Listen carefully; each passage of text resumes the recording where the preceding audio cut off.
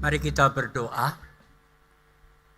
Tuhan Bapa kami dalam surga, kami yakin pujian yang kami naikkan, doa-doa yang kami mohonkan, Tuhan sudah terima, Tuhan sudah dengar. Sekarang saatnya Tuhan, kami yang menanti di hadapan-Mu, kami mau belajar firman Tuhan. Kami membutuhkan pertolongan dari Roh Kudus.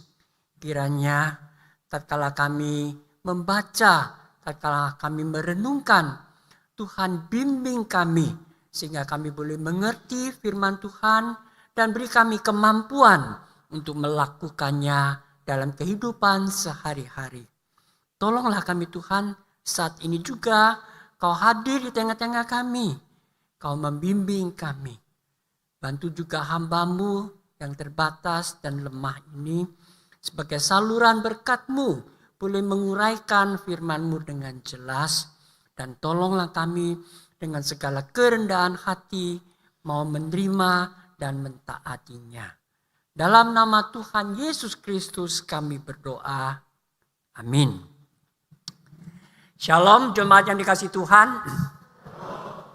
Hari ini adalah minggu ketiga bulan Juni. Merupakan hari Bapak Internasional, ya, Father's Day. Kalau bulan Mei minggu kedua kita merayakan hari Mama, ya, Mother's Day. Semua ada gilirannya. Ya, kita bersyukur kalau di dalam kehidupan kita ada papa, ada mama. Nah, hari ini kita akan belajar sebagai seorang pria, sebagai seorang bapak dalam keluarga, sebagai pemimpin dalam keluarga, bagaimana kita melakukan tugas dan kewajiban kita. Kalau saya tidak salah, kira-kira 10 tahun yang lalu lah mulai ada satu gerakan, ya, di Indonesia, yaitu gerakan pria sejati. Kemudian dilanjutkan juga ada wanita bijak. Pernah dengar istilah ini, ya? Ya, mungkin di antara kita juga ada saudara-saudari yang mengikuti camp-camp pria sejati ataupun wanita bijak. Kenapa diadakan dua gerakan itu? Sebetulnya gerakan ini bukan yang baru kalau di dunia luar. Ya, saya tahu puluhan tahun yang lalu di mana-mana karena banyak gereja, banyak orang Kristen menyadari kedudukan pria ataupun kedudukan wanita, khususnya di dalam keluarga itu sudah banyak yang merosot, ya, atau meninggalkan jalur-jalur yang ditetapkan oleh Tuhan. Maka di dunia luar situ mereka ingin menghimbau sebagai bapak atau sebagai ibu, kaum pria, kaum wanita itu kembali pada kodrat-kodrat yang ditetapkan oleh Tuhan. Saya masih ingat di Taiwan itu juga begitu diadakan karena banyak orang tua, ya, khususnya pria-pria itu karena kesibukan kerja, mereka sama dengan kehidupan orang-orang di Jepang. Ya, banyak pria-pria itu kalau sudah kerja dan kena traffic, ya, lalu lintas itu macet dan mereka sengaja setelah pulang dari kantor nggak langsung pulang ke rumah, ya, mereka nimbrung dengan teman-teman juga di kafe, di klub gitu, ya, sampai agak malam, kemudian jalanan sudah agak sepi, baru mereka pulang. Nah, sehingga para istri ataupun para anak-anak di rumah itu mereka jarang sekali ketemu dengan papa atau dengan suami, ya, dengan orang tua mereka. Maka di Taiwan diadakan satu gerakan, papa pulanglah makan malam bersama dengan kami. Ya, istilahnya itu menyentuh sekali, ya, sederhana, ya. Jadi mereka itu mendambakan supaya papa itu pulang makan malam bersama-sama dengan kami. Sungguh waktu gerakan ini dilakukan bukan saja oleh orang Kristen, ya, tapi juga menyebar ke seluruh masyarakat. Betul-betul, ya, di dalam berapa waktu itu, wah, orang-orang papa-papa ini, pria-pria itu disadarkan. Dan kalau sudah pulang kantor, cepat-cepat pulang karena ditunggu oleh istri, oleh anak-anak. Mereka mendambakan makan malam bersama. Jadi ada dampak-dampak positifnya. Demikian juga di Amerika juga terjadi gerakan seperti ini. Ya, mereka menghimbau pria-pria itu atau bapak-bapaknya, khususnya orang Kristen, kembali pada firman Tuhan. Ya, nah, kira-kira belasan tahun yang lalu gerakan itu masuk ke Indonesia. Ya, nah saya tahu banyak organisasi atau mereka gereja-gereja, ya, mereka juga mengadakan ini supaya pria-pria kembali menjadi pria yang sejati. Apa itu pria sejati? Nah, sesuai apa yang diajarkan oleh firman Tuhan. Ya, sehingga banyak pria-pria atau bapak-bapak itu bertobat kembali. Yang tadinya mereka sudah disebut sebagai orang Kristen, ya, tiap minggu datang ibadah, ya, tapi kehidupannya ngawur di luar, ya, perselingkuhan, tidak setia dengan keluarga, munafik dan macam-macam kejahatan dosa dilakukan itu. Tapi melalui gerakan pria sejati banyak orang bertobat kembali. Kemudian juga ibu-ibu itu, ya, mereka menjadi wanita yang bijaksana yang sesuai dengan tuntutan firman Tuhan. Nah, kali ini juga bertepatan dengan Hari Bapak. Ya, saya mengambil satu contoh teladan yang ada di dalam Alkitab yang boleh kita tiru dan kita pelajari dan kita jalankan. Khususnya kepada pria-pria, kepada bapak-bapak. Saya yakin di antara kita banyak yang sudah jadi bapak, ya. Coba angkat tangan yang sudah jadi bapak. Oh, ya, banyak sekali. Ya. Ya. Biarlah renungan pagi ini walaupun singkat, ya, namun juga boleh menjadi satu koreksi diri sendiri. Ya, apakah saya sudah menjadi papa, menjadi orang tua yang sesuai yang Tuhan inginkan? Ya, mari kita buka Alkitab kita dari kitab Ayub. Kitab Ayub pasal yang pertama, kita akan membaca ayat pertama sampai ayat yang kelima. Biasanya kita kalau bicara Ayub selalu mengarah pada penderitaan, penghiburan. Ya memang, ya, kalau kita belajari kehidupan Ayub itu banyak tantangan, ya banyak pergumulan. Tapi di balik semua itu sehingga dia bisa menjadi seorang pemenang yang pada akhirnya, ya, dan karena dia mempunyai dasar, mempunyai kualitas yang baik. Nah, di mana kualitas Ayub? Di mana dasarnya? Yaitu di dalam kitab Ayub pasal pertama ayat 1 sampai 5. Oke, kita baca bersama-sama bagian ini, ya. Yuk, pelan-pelan ya, sama-sama. Baca untuk dirimu sendiri, jangan baca untuk orang lain, ya. 1, 2, 3. Ada seorang laki-laki di tanah Uz bernama Ayub. Orang itu saleh dan jujur. Ia takut akan Allah dan menjauhi kejahatan. Ia mendapat 7 anak laki-laki dan 3 anak perempuan. Ia memiliki 7.000 ekor kambing domba, 3.000 ekor unta, 500 pasang lembu, 500 keledai betina, dan budak-budak dalam jumlah yang sangat besar. Sehingga orang itu adalah yang terkaya dari semua orang di sebelah timur. Anak-anaknya yang lelaki biasa mengadakan pesta di rumah mereka masing-masing. Menurut giliran, dan ketiga saudara perempuannya mereka diundang untuk makan dan minum bersama-sama mereka. Setiap kali apabila hari-hari pesta telah berlalu, Ayub memanggil mereka dan menguduskan mereka.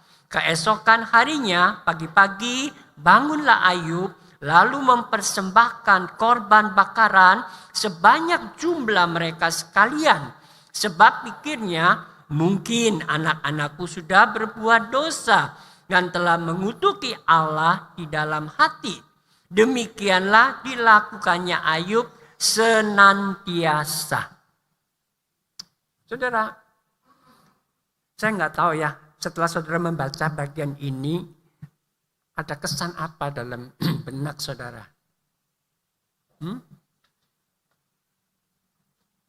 Waktu saya mempersiapkan naskah ini, saya merenung, waduh luar biasa Ayub. Ya. Yang pertama yang kita lihat itu apa? Kepribadiannya. Ya, kepribadiannya. Ya, di ayat pertama sudah diungkapkan bahwa Ayub orang itu saleh dan jujur. Apa itu saleh? Kalau kita menyebut seorang, oh dia itu orang saleh loh. Apa? Apa maksudnya? Ya, orang baik, bukan orang jahat. Ya toh, yang pertama kan kesannya itu kalau orang saleh itu pasti orang baik, ya, suka menolong orang, membantu orang dalam kesulitan, ya. Kemudian juga mempunyai hubungan yang baik dengan yaitu orang yang beribadah, orang yang mempunyai agama. Ya. Kemudian dikatakan jujur. Apa itu jujur? Jujur tidak berbohong, ya atau tidak menipu orang lain. Ya. Gampang aja loh, kok dipikir yang susah-susah. Ya. Ya. Jangan pikir yang aneh-aneh, ya, yang realistis aja. Nah, di sini dikatakan Ayub adalah orang yang saleh dan jujur. Tapi tidak dikatakan dia adalah orang yang sempurna loh ya. Sempurna enggak dia? Enggak. Ya, berarti kita juga bisa seperti dia asal kita mau. Betul enggak? Ya, Ayub bukan orang yang sempurna, dia orang yang biasa. Tapi, nah ini di dalamnya ini, dia ada satu tekad. Ya. Karena nanti di belakang dikatakan dia adalah takut pada Allah. Dia menjauhi hal-hal yang jahat, yang dosa. Ya, jadi dia ada satu tekad. Dia tahu dirinya nggak sempurna. Banyak kelemahan. Dia sama dengan orang lain. Tapi dia mau menjadi orang yang saleh dan jujur. Ada satu tekad yang selalu mengarahkan. Ya, selalu mengarahkan dan memberikan motivasi, memberikan satu kekuatan, ya, ketekunan, ya, terus mengarahkan diri kepada hal-hal yang positif, yang baik. Karena dia tahu bahwa dalam kehidupan sehari-hari ini ya, banyak pencobaan, banyak godaan, banyak tantangan, banyak pergumulan. Dan semua ini ingin menjatuhkan kita, melemahkan kita. Jadi Ayub selalu bagaimana? Berupaya ya, menjadikan dirinya betul-betul di hadapan Tuhan itu orang yang saleh dan yang jujur. Nah, untuk mengarah ke sana ini, ya, untuk mengarahkan dia menjadi orang yang saleh dan jujur itu, dia perlu satu modal. Modalnya itu apa? Ya, yang kedua dikatakan takut akan Tuhan. Saudara, takut akan Tuhan itu menjadi satu dasar ya dari perilaku setiap kita. Kalau seseorang tidak ada hati yang takut akan Tuhan, segala kejahatan dia berani lakukan. Kita sering mengatakan orang yang bunuh diri itu ya. Apa yang kita komentari? Kalau kita dengar ada orang bunuh diri. Oh, berani mati orang itu ya. Berani mati. Betul nggak? Orang bunuh diri itu berani mati. Hah? Loh iya loh, dia berani sampai mati loh. Selesai toh kalau sudah mati. Pikirannya dia begitu. Pikirannya dia kalau aku mati, urusan semua beres. Tapi ternyata malah meninggalkan kesulitan kepada orang yang hidup. Jadi yang betul-betul berani itu berani mati atau berani hidup? berani hidup. Ya toh?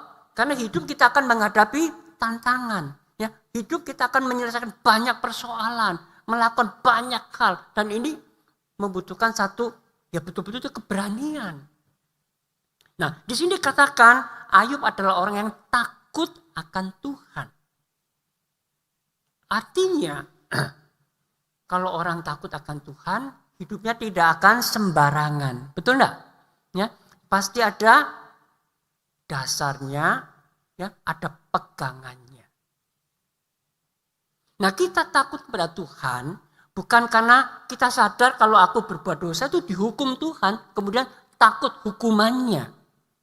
Kalau kita oleh karena takut hukuman terus tidak berbuat dosa, maka setiap hari kita hidupnya di dalam suasana ketakutan terus, ya kan? Loh, aku takut loh, aku enggak ini loh, nanti dihukum. Jadi tiap hari yang ada di dalam pikiran itu apa? Hukuman. Allah kita bukan Allah yang demikian. Memang Allah kita adalah Allah yang adil, Allah yang kudus. Kalau kita berbuat salah, kita berdosa pada Dia, pasti dihukum sesuai dengan keadilan dan kekudusannya. Tapi di sisi lain, Allah juga Allah yang mengasihi kita. Allah yang mempunyai pengampunan kepada kita kalau kita mau bertobat, berbuat baik. Jadi kita tidak mau melakukan dosa itu bukan oleh karena hanya takut dihukum, tapi kita lebih positif karena kita mengasihi Allah. Kita tidak mau Allah berduka oleh karena dosa kita. Kita melakukan segala sesuatu seturut kehendaknya supaya kita boleh memperkenan hatinya. Nah, dengan demikian itu adalah satu motivasi yang lebih positif, memberikan kekuatan untuk kita hidup menang. Nah, Ayub adalah orang yang seperti ini. Dia takut akan Tuhan. Tadi dikatakan dia saleh dan jujur. Ya, itu penampakannya, pernyataannya. Di balik itu ada satu kekuatan karena dia takut kepada Tuhan. Jadi ada batasan, ada arah, ada dasarnya. Sehingga dia mampu menjauhi kejahatan. Nah, 3 hal itu semua ada rangkaiannya, ada kaitannya. Saudara kalian, menjauhi kejahatan.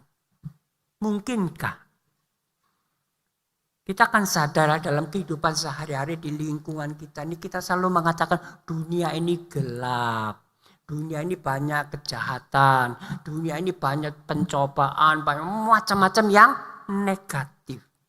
Nah, bagaimana kita bisa mengatasi semuanya ini? Saya senang dengan Mazmur nomor 1. Ya, Mazmur nomor 1 ayat pertama itu dikatakan ya, kita tidak berjalan menurut nasihat orang fasik. Kita tidak berdiri di jalan orang berdosa. Kita tidak duduk dalam kumpulan orang pencemooh. Dari ayat ini memberikan satu gambaran kepada kita bahwa seseorang jatuh di dalam dosa itu bukan satu hal yang tiba-tiba. Ya, itu semua ada prosesnya. Ya, ada prosesnya. Nah, seringkali kita tuh gampang ya untuk memaafkan diri sendiri. Ya karena aku lemah maka aku berdosa. Kok CNAL ngomong begitu ya. Ya, selalu memaafkan diri sendiri. Tidak.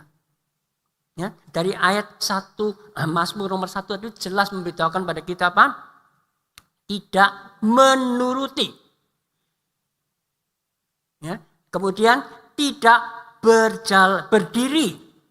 Kemudian tidak duduk. Yang pertama menurut. Kita dengar, kita melihat, kemudian kita nurut, ikut. Sudah ikut, kita berdiri sama-sama mereka dan kemudian duduk bersama-sama dengan mereka. Ya, jadi langkahnya itu makin terjerumus, makin terjerumus. Ya, kemudian dikatakan nasihat, jalan dan kumpulan. Ya, tadinya itu cuman omongan saja. Ya, kemudian kita mengikuti jalannya. Setelah itu masuk di dalam kumpulannya. Ya, nah itu orang fasik, orang berdosa, dan pencemooh. Ya, nah itu tingkatannya makin dalam, makin dalam. Nah itulah kenyataan tipu muslihat iblis untuk menjatuhkan kita.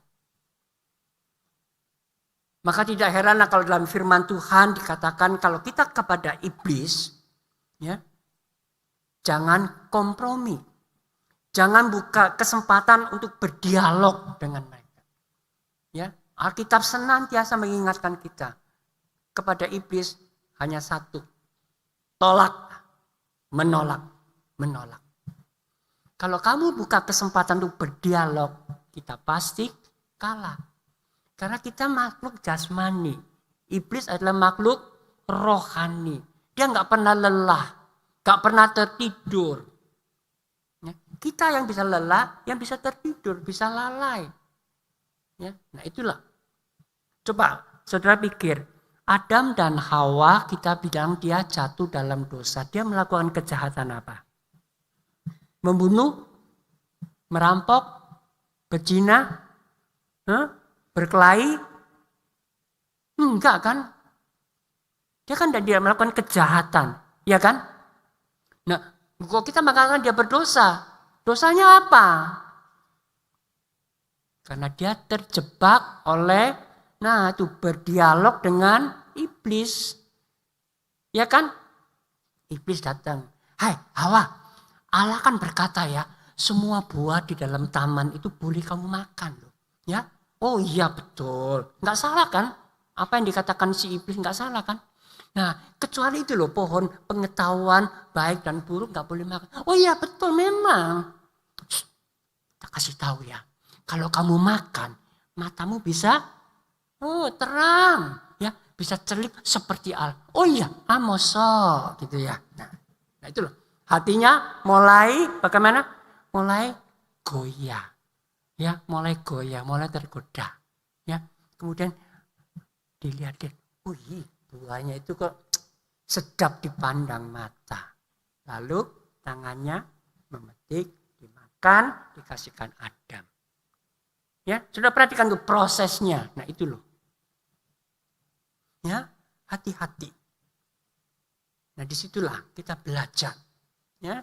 Nah, selain di sisi negatifnya kita tidak itu tadi. Nah, bagaimana sekarang kita harus mengisi, ya? Kalau semua dibuang, pikiran kita kan kosong. Nah, bagaimana?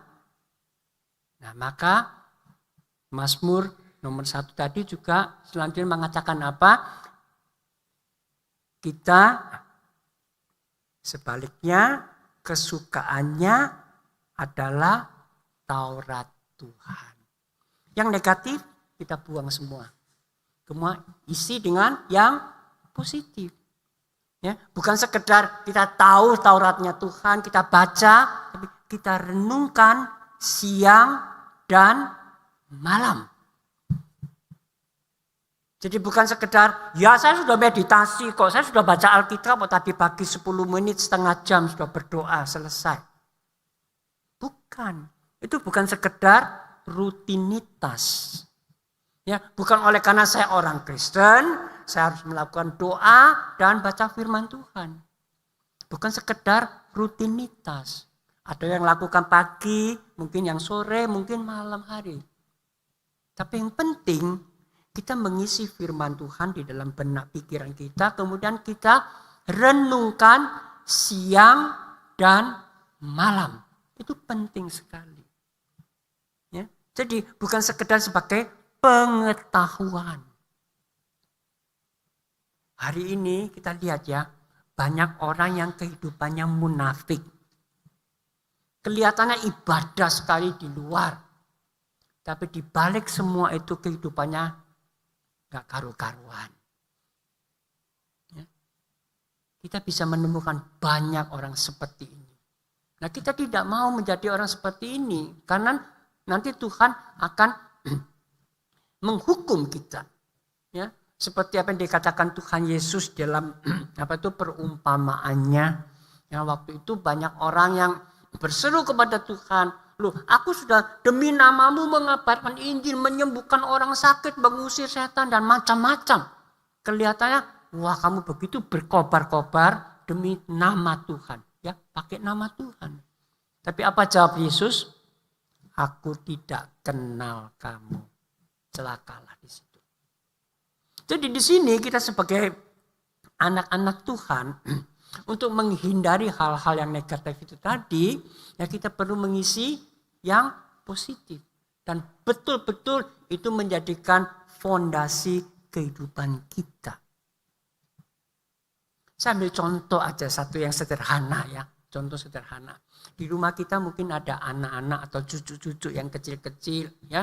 Apalagi kalau kita hidupnya di dalam lingkungan yang agak kompleks ya, di perkampungan begitu ya, atau di satu masyarakat yang lebih kompleks itu. Nah, anak-anak kita atau cucu-cucu kita tuh sering bergaul dengan anak-anak tetangga, ya kan? Kita kan nggak bisa mengkungkung mereka, nggak boleh keluar gitu, enggak kan? Ya mereka kan ada kesempatan bermain dengan anak-anak tetangga. Nah, waktu mereka keluar, mau tidak mau mereka juga terpengaruh ya oleh teman-teman itu. Ya.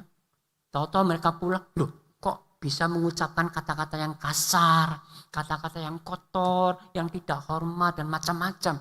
Ya. Nah, sebagai orang tua kan kita tahu itu tidak baik, tidak benar. Ya. Nggak boleh loh ya, itu nggak anu loh. Masa tiap hari kita hanya menegur saja? Ya, kan enggak. Ya. Karena kalau kita cuma menegur saja, setelah mereka keluar, mereka balik, ya tetap itu lagi. Karena lingkungannya memang demikian.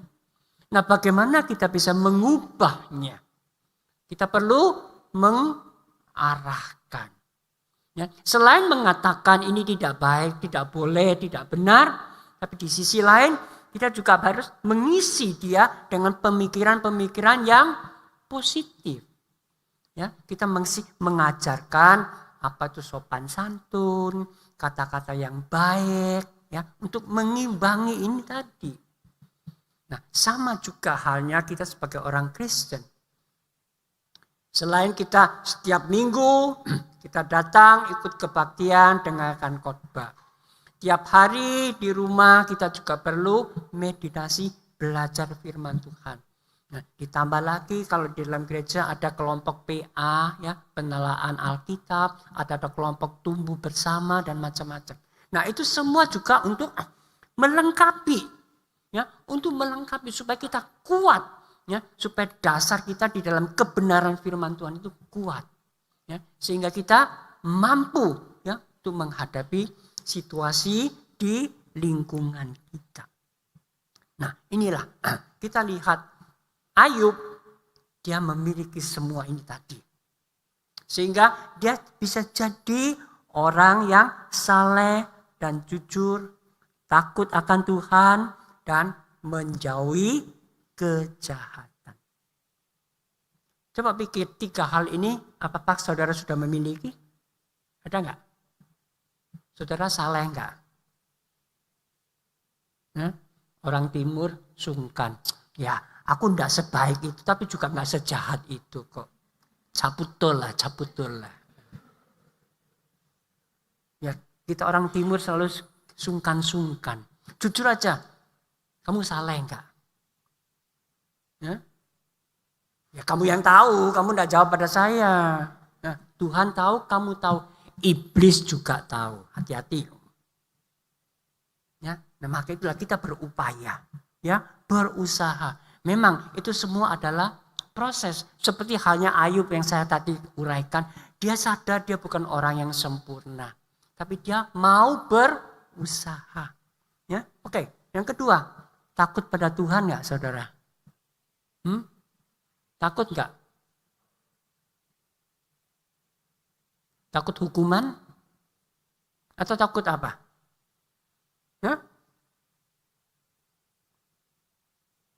Yang ketiga, menjauhi kejahatan.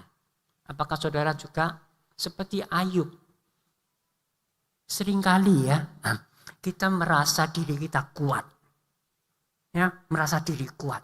Ya. Jadi kalau ada apa-apa itu oleh karena keinginan tahu dari hati itu ya, enggak apa-apa lah, saya cuma lihat tok. Nah itu loh, saya sering kali dengar itu. Saya cuma lihat tok. Lihat aja kan enggak apa-apa. Begitu lihat, loh ya kok apik ya, kepengen coba. Kalau sudah coba satu kali, loh ya kok nikmat ya, sekali lagi. Nah itulah, ya apa yang dikatakan tadi di dalam Mazmur nomor 1. Kita sudah terjebak di sana. Hati-hati, hati-hati. Ya, jadi seperti apa yang dianjurkan dalam firman Tuhan tentang kejahatan, hanya satu jawabannya itu tolak, menolak dan menjauhi.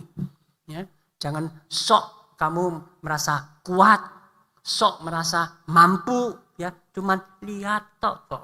Aku mek lihat tok loh, nggak apa-apa, lihat aja loh. Itu loh, ya.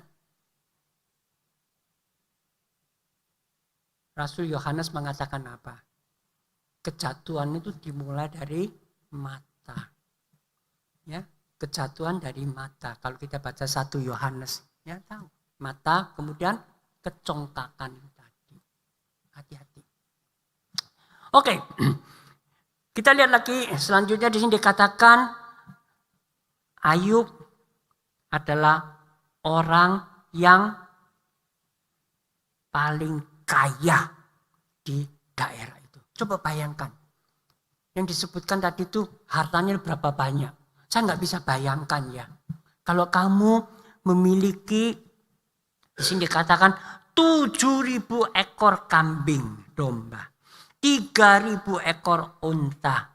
500 pasang lembu berarti 100 ya. 1.000 ya. Kemudian ada 500 keledai betina dan budak-budak dalam jumlah yang sangat besar. Saya nggak bisa bayangkan ya, tempat tinggalnya dia itu berapa besar. Ya kan? Ya, dia adalah orang yang betul-betul yang paling kaya di daerah itu. Nah, biasanya ya, secara umum kalau kita ketemu dengan orang yang kaya, ya, bagaimana perasaan hati itu agak lebih sedikit tunduk. Ya. Ya. Betul nggak? Itu pandangan umum. Kalau kepada orang yang miskin, meremehkan. Kalau orang yang kaya agak sanjung sedikit lah. Itu manusia, ya, lumrah lah. Nah, Ayub di sini menjadi orang yang terkaya di tempat itu. Kalau saya menelusuri lagi istilah yang dipakai di situ itu, dia menjadi orang yang terhormat, ya, yang disegani, yang dikagumi. Bukan saja oleh karena harta miliknya, tapi juga oleh karena kepribadian yang saya uraikan itu tadi. Nah, itu menjadi satu kesaksian hidup sehingga orang lain itu melihat, ya, Ayub itu orang yang bagaimana, gitu loh. Nah, saudara, hari ini kita sebagai orang Kristen, ya, di tengah-tengah situasi lingkungan kita ada, ya, di dalam antara tetangga, antara keluarga, bagaimana orang menilai Anda? Saya nggak tahu, ya. Tapi seringkali kalau kita dengar orang berbicara si A, orang itu judesnya, aduh. Ya, bicarakan si B, orang itu suka bujui, suka menipu. Bicarakan si C, tidak setia. Ya, banyak yang keluar komentar-komentar yang negatif. Nah, saya nggak tahu bagaimana orang lain mengomentari diri Anda. Ya, kadang-kadang kita juga perlu mendengarkan, ya, perlu mendengarkan, ya, jangan tutup mulut, tutup mata, tutup telinga, semua nggak mau tahu. Aku ya aku pokoknya. Kita cilakanya di situ, selalu pokoknya. Nah, itulah. Hati-hati. Ya, nah, kita perlu waspada. Ya, bagaimana orang menilai dirimu. Nah, di situ kita bisa bagaimana introspeksi diri sendiri. Ya, aku selama ini jadi orang Kristen ya, bagaimana kelakuanku, sikapku, perbuatan semua itu dan dampaknya ya, kepada lingkungan di sekitar kita. Nah, kita perlu mengawasi semua itu.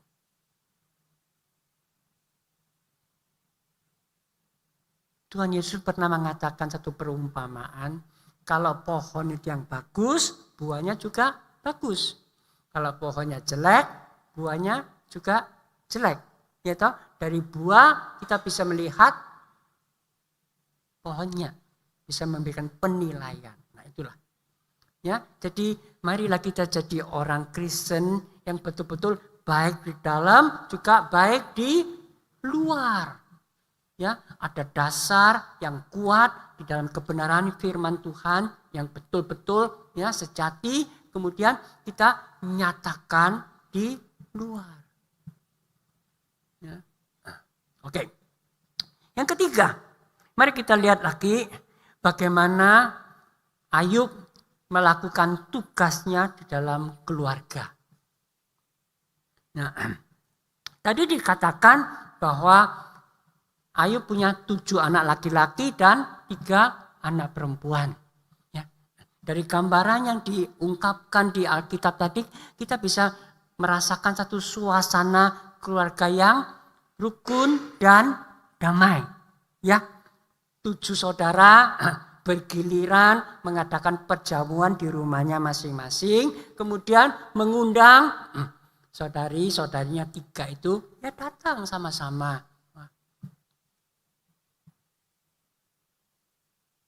Kalau saudara mempunyai suasana keluarga yang gini, seneng enggak?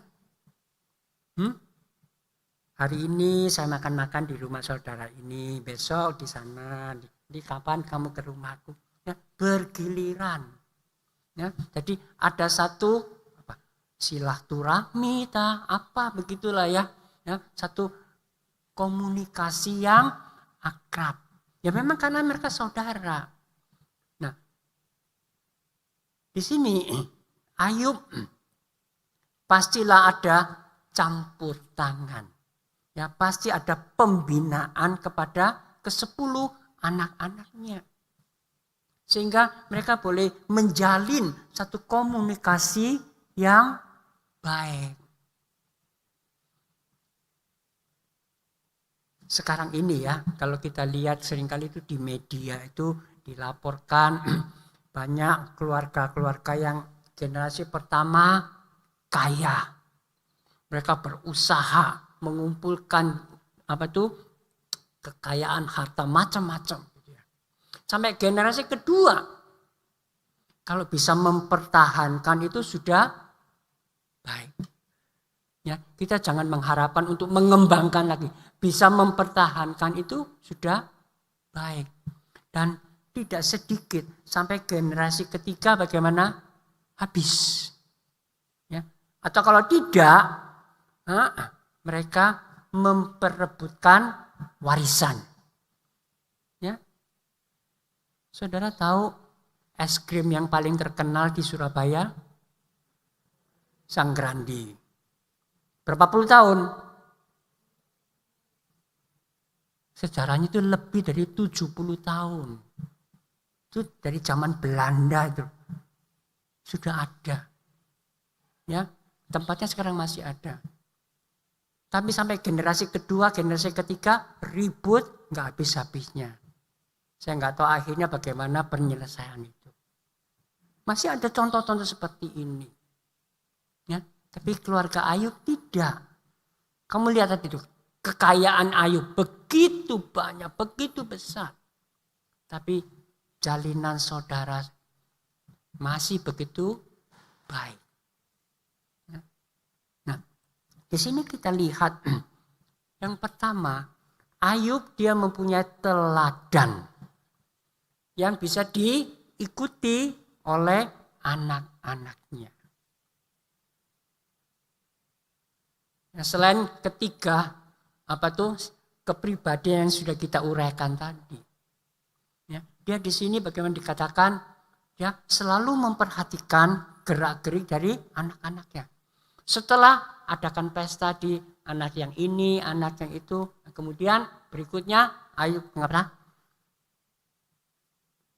membawa mereka ke mezbah Tuhan. Ya, menjalankan korban bakaran. Apa itu korban bakaran? Korban bakaran itu korban pengampunan dosa. Ya, dia khawatir, dia takut kalau anak-anaknya waktu kumpul-kumpul kadang-kadang nyeleneh ya. Kadang-kadang ngomongnya tuh enggak terbendung gitu ya. Mungkin ada kata-kata yang enggak baik yang dikatakan ya, ataupun ada perbuatan-perbuatan yang tidak benar gitu ya. Jadi Ayub membawa mereka pada satu pertobatan kepada Tuhan dan minta pengampunan dosa. Jadi dijaga setiap kali, bukan sekali saja, setiap kali. Coba bayangkan ya, Ayub begitu dia memberikan teladan kepada anak-anaknya. Dan ini tidak mudah. Ya, tidak mudah. Ya.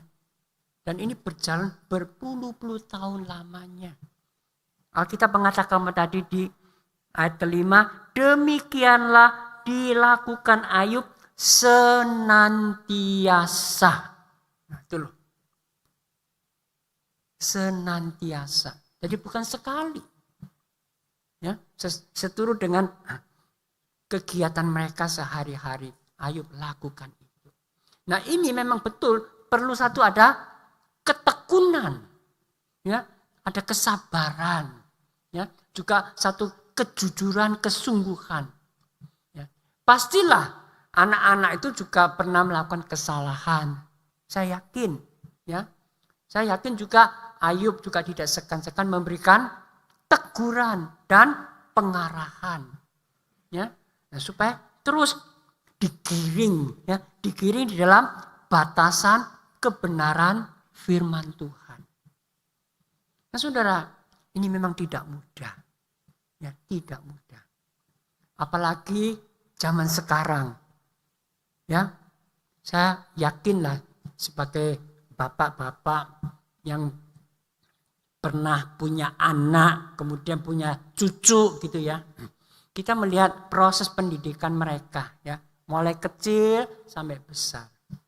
Waktu kecil, mungkin waktu masih SD ya, orang tua mengatakan apa-apa, mereka lebih gampang nurut, ya toh? Karena mereka masih kecil, enggak berdaya, enggak ngerti apa-apa, ya, mau enggak mau ya nurut. Tapi kalau sudah masuk usia remaja, sudah masuk sekolah menengah, nah, ya, bagaimana? Begitu kita kasih tahu ini dan itu, selalu tanggapannya apa? Mengapa? Tanya balik. Jadi anak-anak itu mulai menggunakan pikirannya. Ya, dikasih tahu ini loh, apa? Kenapa? Nah, gitu mulai. Ya. Nanti lebih besar lagi, sudah SMA, pikirannya sudah lebih dewasa, ya, sampai di perguruan tinggi, merasa lebih pintar daripada orang tua, ya. Sehingga kalau dikasih tahu, bukan saja bertanya kembali, tapi juga mulai cekcok, berbantah-bantahan dengan orang tua. Nah, itulah kita lihat kan realita kehidupan. Ya, dalam proses pembinaan anak-anak kita lihat seperti ini. Nah, oleh karena itulah saudara sekalian, kita perlu mengandalkan kekuatan dan kebijaksanaan dari Tuhan. Sebagai orang tua, kita membutuhkan satu teladan yang piawai, yang anggun, yang betul-betul gak usah banyak bicara, tapi bisa diterima oleh anak-anak kita. Saya masih ingat waktu masih menangani gereja di Elion ya, sebelum pensiun itu. Nah, saya selalu memperhatikan guru-guru sekolah minggu, perkembangan anak-anak bagaimana. Nah, guru-guru sekolah minggu itu seringkali mengeluh. Ini loh anak-anak kok sering terlambat. Ya. Kemudian ditelusuri, sebetulnya yang bikin terlambat itu bukan anak-anak. Justru orang tua. Anak-anak pagi-pagi sudah bangun, sudah siap-siap. Tapi papanya, mamanya kadang-kadang masih ngulet-ngulet di tempat tidur. Jadi belum lagi yang rumahnya jauh. Ya, kadang-kadang terlambatnya itu tidak nanggung-nanggung. Kebaktiannya jam 9. Kalau terlambat 5 menit ya oke lah. Mungkin ada macet ya, ada macam-macam. Kadang-kadang terlambatnya setengah jam. Bahkan ada yang terlambatnya 45 menit. Itu loh. Nah, bagaimana kalau kita bisa mendidik anak-anak mempunyai kedisiplinan rohani yang ketat, yang tinggi. Kalau papa mama tidak memberikan teladan. Saya masih ingat ya, waktu saya masih kecil. Ya, itu zamannya. Ya, belum ada televisi. Saya sekarang usia 73 tahun. Ya, zamannya televisi itu kira-kira 60 tahunan ya. Jadi waktu masih kecil itu belum ada televisi. Nah, kalau sudah hari Sabtu, ya, saya tinggal dengan kakek dan nenek. Jam 7 harus semua siap-siap untuk tidur. Jam 8 lampu harus dipadamkan. Loh, kok cek ketat gitu? Kenapa? Besok pagi mau ke gereja. Nah, ini kesan saya. Waktu ada TV, kemudian ya ada TV masih hitam putih. Nah, sama. Ya, hari-hari biasa kita diperbolehkan nonton TV. Karena waktu itu TV itu acara cuma jam 5 sampai jam 9. Belum banyak. Ya, jadi ya kita boleh lihat TV lah sampai jam 8, jam 9 sih oke. Tapi hari Sabtu tetap sama. Jam 7 harus siap-siap, jam 8 lampu dimatikan. Sehingga ada satu disiplin kerohanian, hari Minggu harus pagi-pagi bangun, cepat-cepat siap-siap ke gereja. Dan yang diingatkan oleh orang tua, oleh kakek saya itu apa? Kamu mau ketemu dengan Tuhan. Nah inilah, sampai sekarang itu masih ada dalam benak saya. Kamu mau ketemu dengan Tuhan.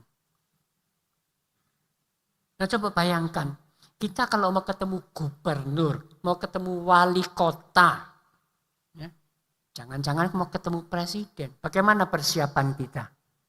Hah? Pasti ada kan? Kan gak sembarangan toh? Nah apalagi kita mau ketemu dengan Tuhan. Nah, itu mulai kecil sudah ditanamkan sikap yang benar. Yang takut kepada Tuhan, yang saleh, yang jujur, menjauhi kejahatan. Nah, dimulai dari orang tua, ya, juga mempunyai satu ketekunan, kesungguhan, kesabaran melakukan itu semuanya. Nah, dengan demikian, maka keluarga Ayub itu bisa dibentuk dengan baik. Saudara tahu kalau kita hidup disiplin rohani yang ketat, iblis pun akan merasa iri. Ayub pengalamannya begitu. Iblis itu jahat sekali loh ya. Ya, dia mondar-mandir, dia cari di mana-mana. Mana ada orang yang saleh. Oh, ketemu ini Ayub saleh. Nah, dia menuduh kepada Tuhan. Iyalah, kamu jaga. Coba kamu biarkan Ayub. Pasti dia akan jatuh dalam dosa. Tuhan mengatakan apa? Tidak. Kamu boleh mencobai dia. Cobailah. Kamu akan menemukan kualitas Ayub itu bagaimana. Sungguh, Ayub dicobai. Kalau kita baca kitab Ayub ya, seluruhnya. Dialognya dengan teman-temannya. Kita akan menemukan Ayub betul-betul adalah orang yang berkualitas.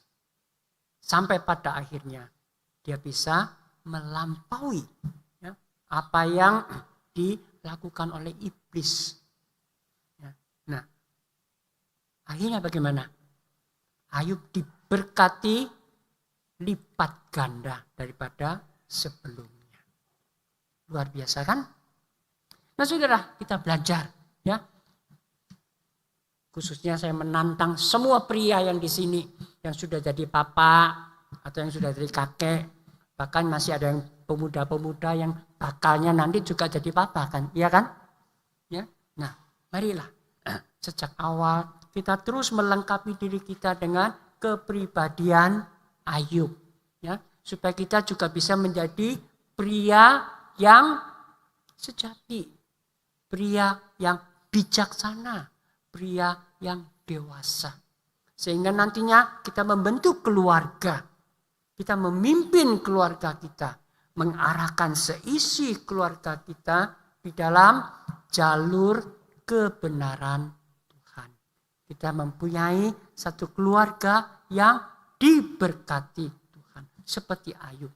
Dan berkatnya itu berlipat ganda. Mari kita berdoa. Tuhan, kami bersyukur di hari Papa kami belajar dari Ayub. Khususnya kami berdoa untuk pria-pria dalam gereja ini yang sudah menjadi papa, kakek, ataupun yang masih remaja, masih muda, yang nantinya mereka juga akan melalui proses ini.